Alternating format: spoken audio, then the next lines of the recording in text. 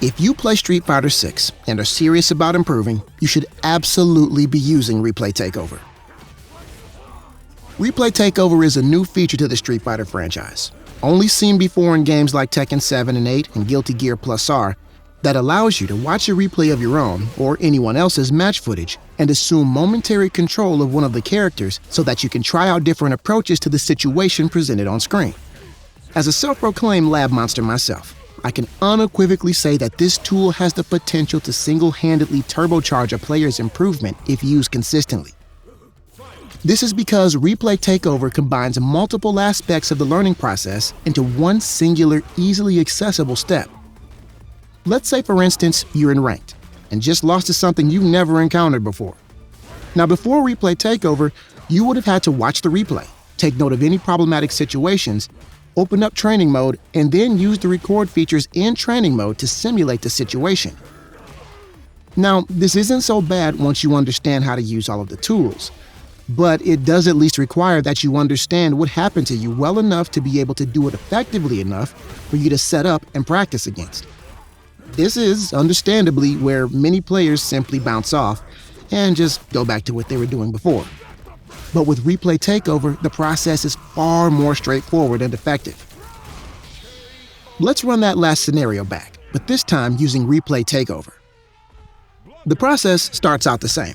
After your match, right there in the options is the ability to watch the replay of the last games you just played. So you select the game you want to watch and get started. This time, however, once you encounter a situation you think you could have handled differently, you pause the replay, go into the menu, and select Player Control. This gives you the option to choose which fighter you want to take over. After you choose the character you want to manually control, and a brief countdown, the game will pick up right where you paused it, except this time you can choose to do something entirely different. Missed a game-winning anti-air? See if you can land it now. Landed the hit but didn't quite get the KO? Try a different combo to see if you can squeeze out the extra damage. The sky's the limit, and you can rewind that moment as many times as you like until you're satisfied with the outcome. Once you're done, you just end Player Control and unpause the replay, and it will continue on like normal. This accomplishes a handful of things at once. Firstly, it gets you to watch your replays. But not only that, it encourages you to watch them more critically as you look for moments in the match that you could have taken better advantage of, with the added context and information that frame data and visible player inputs provide. Secondly, because the takeover is happening within the context of that match, all of your resources within that moment are going to be specific to what was going on right then and there, forcing you to get creative with your resources as you look for solutions to that particular problem. You may wind up discovering some pretty interesting solutions that you don't often see many other players do. Lastly, and this is especially important for the more passionate players, it helps you get in and stay in a more solutions-focused mindset, which can help dramatically cut down on moments of saltiness and tilt. It will help you reframe your outlook to be more fascinated by a situation than angry that it happened in the first place, which in turn will feed right back into itself as you begin to look forward to fighting stronger opponents in unfamiliar matchups to gather data as opposed to outright winning.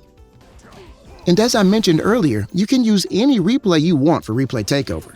If you're learning a new character or looking for fresh ideas for your main and aren't sure where to start, for instance, it may be a good idea to watch some high-level matches of that particular character, and instead of just watching what kind of tech the higher-ranked player uses, you can hop in and see how it feels right there in the moment.